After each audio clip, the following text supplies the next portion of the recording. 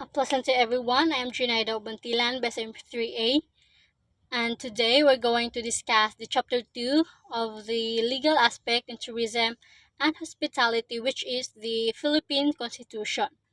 In this activity, we are going to identify important provision in the Philippine Constitution related to tourism and travel, enumerate the rights of travelers as well as the entities engaged in the entire tourism, travel, and hospitality industry, and lastly, organize industry research. But first, let's define what is law. The Constitution is defined as the original and fundamental principles of the law by which a system of government is created and according to which a country is governed. It is the fundamental law of the land to which all other law must conform. We learned about this in the chapter 1. It is a written instrument by which the fundamental powers of the government are established, limited, undefined, and by which those powers are distributed among several departments for the safe and useful exercise for the benefits of the politic. Article 3, which is known as the Bill of Rights, and Article 12, known as the National Economy and Trimony, are some of the constitutional provision related to tourism which may be given preferential attention. The Bill of Rights. The Section 1 of the Bill of Rights is stated as, "No person shall be deprived of life, liberty, and property without due process of law, nor shall any person to be denied the equal protection of the law." Under the Constitution, the term life, of which a person may not be deprived without due process, means more than animal existence, with the emphasis on the social and economic rights. At present, life includes, at the very least, the right to the decent living. According to Justice Malcolm, liberty means that measure of freedom which may be enjoyed in a civilized community consistently with the peaceful enjoyment of life freedom in others. Property is defined as anything which is or may be object of appropriation. Anything which has money value and which is proposed to be within the commerce of man is embraced in the term property. Equal protection of the law means persons similarly situated should be similarly treated. There should be no favoritism no matter the ranking you are in the community. Due process of the law is a law which hears before it condemns, which proceeds upon inquiry and renders judgment after trial.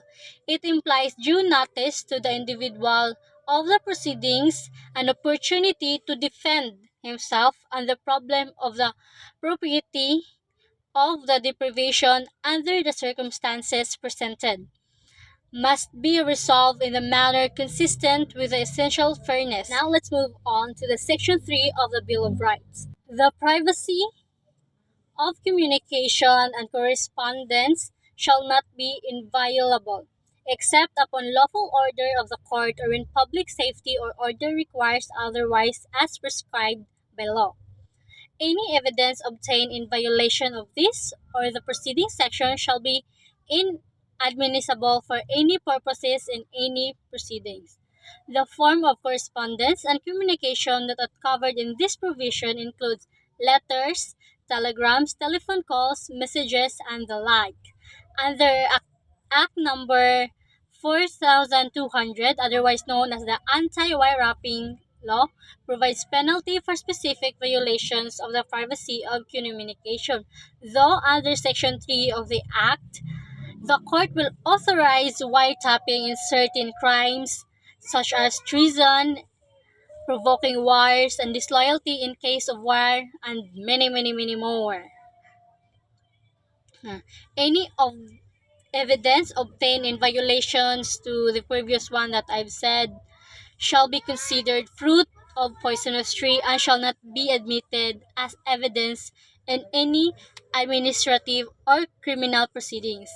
Now we have the Section 4 of the Bill of Rights, which states that no law shall be passed abridging the freedom of speech, of expression, or of the press, or the right of the people peaceably to assemble and petition the government for redress of grievances.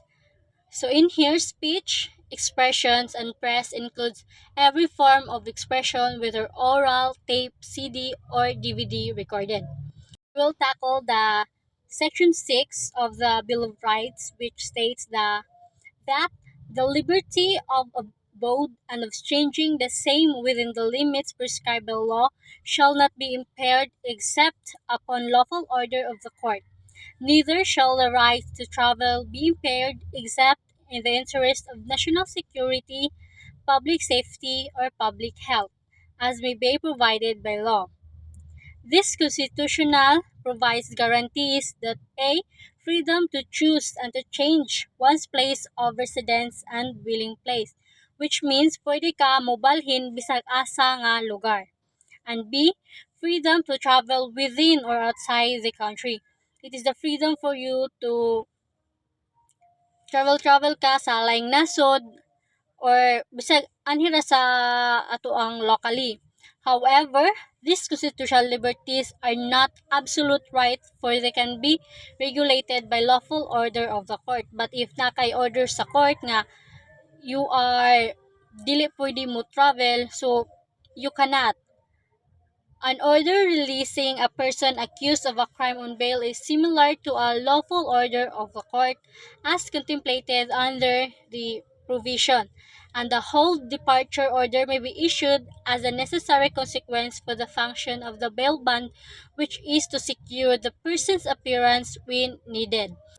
And now let's go to the Section 8, which is the right of the people, including those employed in the public and private sectors to form unions, associations, or societies for purposes not contrary to law shall not be abridged, which means that government employees are now given the right to form unions. However, this right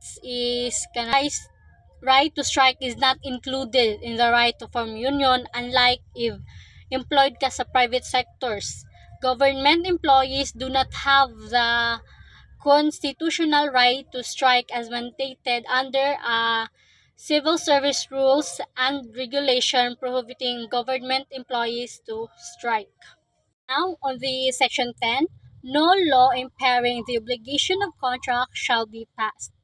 And thus, under the Civil Code, the contract constitutes the law of the parties unless it violates some provision of the law or public policy. The parties themselves make the law by which they shall be with its terms. A law changing the terms of a legal contract between parties, either in the governed, and it is the business of the court to see that the parties to a legal contract comply time or mode of performance or imposes new conditions or dispenses with those expressed or authorized for its satisfaction something different from the provided in its term is a law which impaired the obligation of the contract and is null and void. However, it is not all impaired of a contract provision violates the Constitution. The Supreme Court has pronounced that a valid exercise of police power of the state is superior to the obligation of the contract. Now, let us discuss the Section 10 of the National Economy and Patrimony, which states that the Congress shall, upon recommendation of the Economic and Planning Agency, when the national interest dictates, reserves to citizen of the Philippines or to corporation or association at least 60% of whose capital is owned by such citizen or such higher percentage as Congress may prescribe certain areas of investment in the grants of rights, privileges, and concessions covering national economy and patrimony, the state shall give preference to qualified Filipinos. The state shall regulate and exercise authority over foreign investment within its national jurisdiction and accordance with its national goals and priorities. In its plain and ordinary meaning, the term patrimony pertains to heritage. When the Constitution speaks of national patrimony, it refers not only the natural resources of the Philippines but also the cultural heritage of the Filipinos. The term qualified Filipinos simply means that preference shall be given to those citizens who can make a viable contribution to the common good because of the credible competence and efficiency. It certainly does not mandate the pampering and preferential treatment to Filipino citizens or organizations that are incompetent or inefficient, since such indiscriminate preference would be counterproductive and inimical to the common good. In the granting of economic rights, privileges, and concessions, when a choice has to be made between a qualified foreigner and a qualified Filipino, the latter shall be chosen over the former.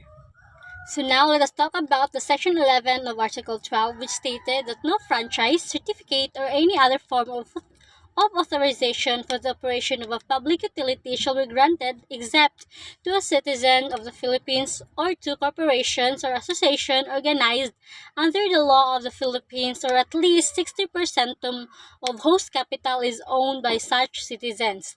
Nor shall such franchise certificate or authorization be exclusive in character or for a longer period than 50 years.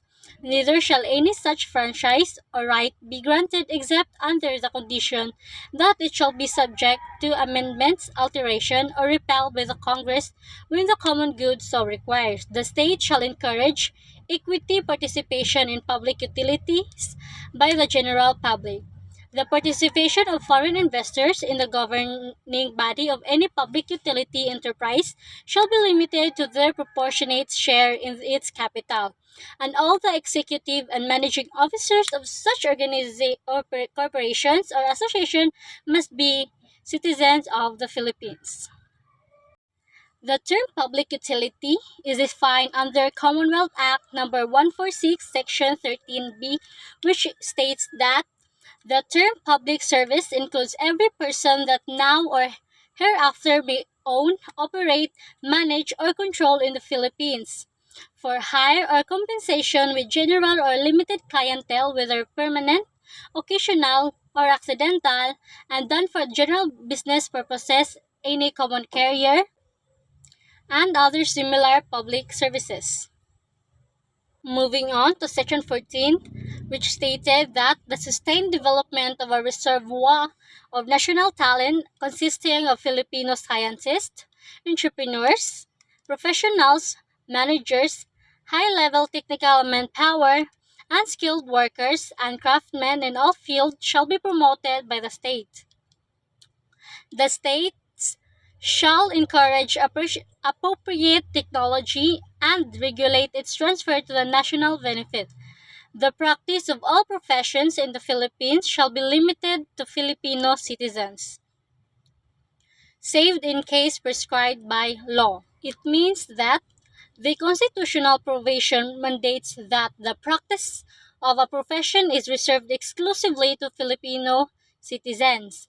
The foreign investment negatively specifically provides that foreign investors are prohibited in engaging in such undertaking. In addition, the state shall prioritize Filipino talents for employment in the countries. Aliens may be employed but must obtain a visa from Bureau of Immigration and a working permit at Department of Labor and Employment. And that's our topic is all about.